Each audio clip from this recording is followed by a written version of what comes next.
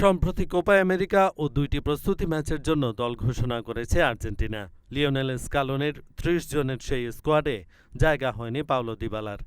অবশেষে স্কোয়াডে জায়গা না পাওয়া নিয়ে মুখ খুলেছেন রোমার এই অ্যাটাকিং মিডফিল্ডার।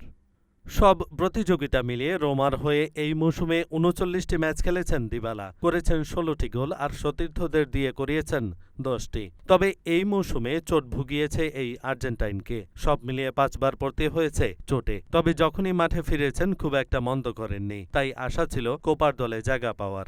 নিজের পারফরম্যান্স নিয়ে দিবালা সন্তুষ্ট থাকলেও তিনি মন ভরাতে পারেননি স্কালোনির, তাই জায়গাও মেলেনি স্কোয়াডে, যা নিয়ে দ্য অ্যাথলেটিকের সাথে হতাশাই ঝেড়েছেন।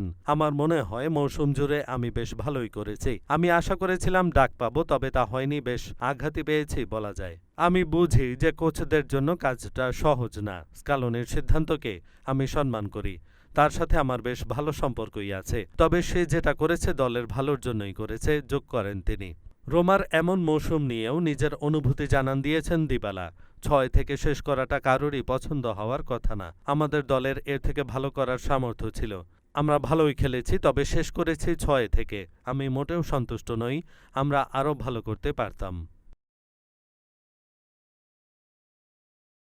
এহসানুল হক, ঢাকা পোস্ট।